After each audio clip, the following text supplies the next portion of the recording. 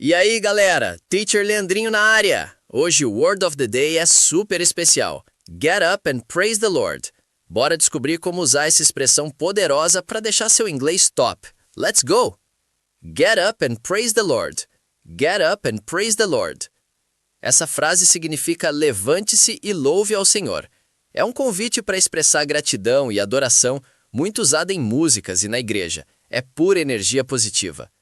This is the way to start the day. Get up and praise the Lord.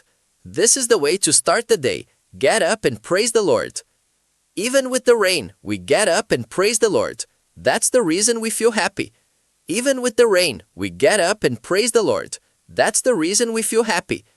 Every now and again, you should just get up and praise the Lord to stay firm. É isso aí, time.